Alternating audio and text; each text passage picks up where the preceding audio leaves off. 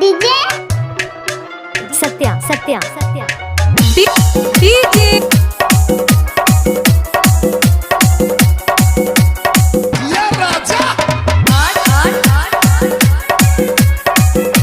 एक गणेश के मम्मी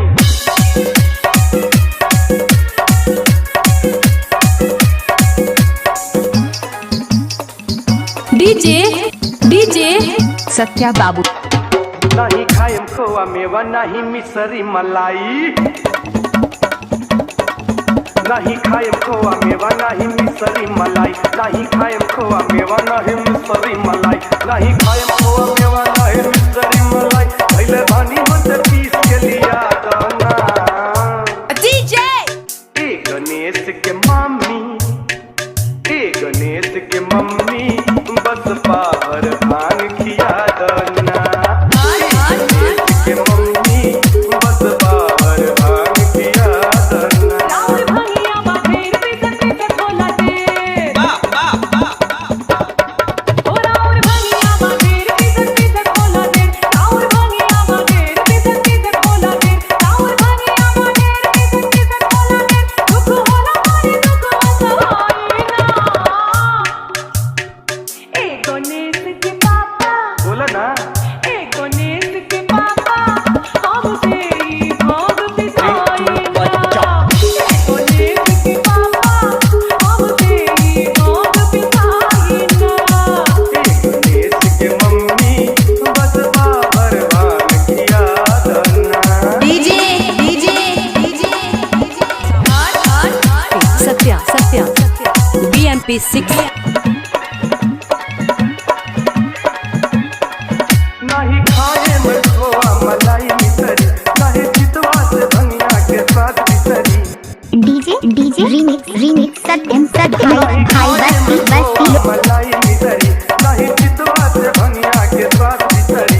सुनो बतिया हमारी न भावे देवनार, हमरा सामने से जल्दी हटा देना।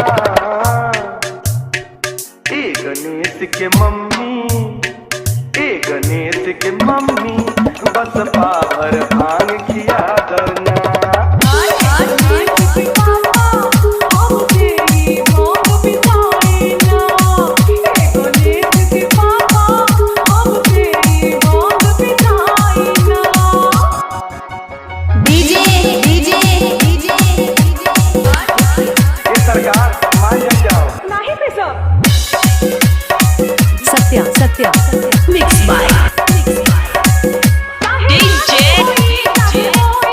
सत्या सत्या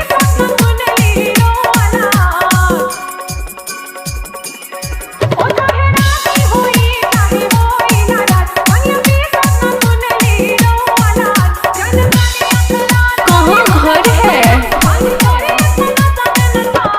लोटा भरा लोटा भरा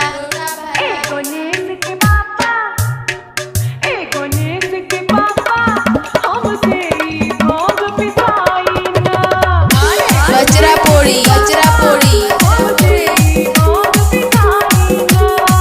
ए गणेश के मम्मी बस पावर भांग खिया देना।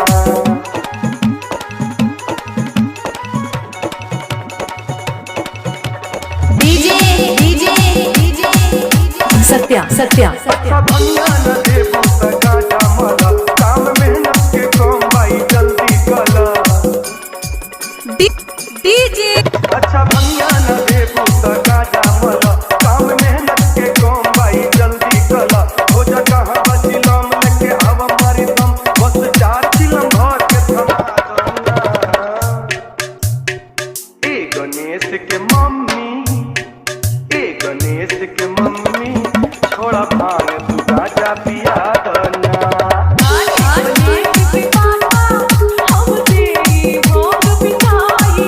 नहीं खाएम खोआ मेवा नहीं मिसरी मलाई,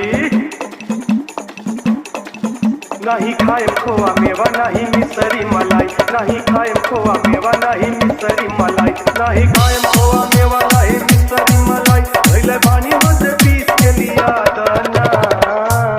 कहाँ घर है के मम्मी, ए गणेश के मम्मी लोटा भरा लोटा भरा भांग खिया देना।